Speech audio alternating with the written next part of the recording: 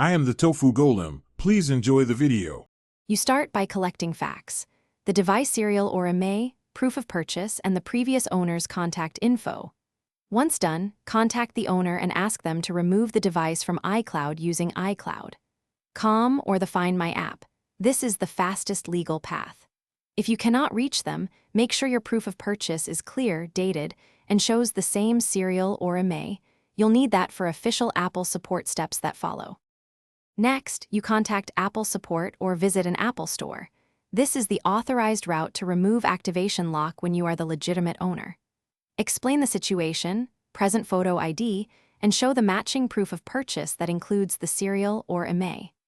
Once Apple verifies documents and ownership, they can assist with iCloud removal or service intake. Make sure to keep originals and clear copies. Delays happen if details mismatch, so double-check everything before you go. To finish, follow Apple's instructions precisely. You may receive an email confirmation once activation lock is removed.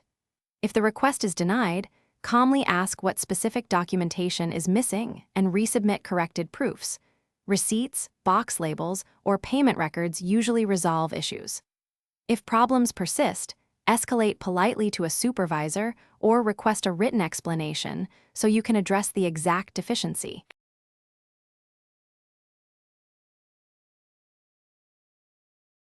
Thanks for watching. Consider subscribing if we helped you today.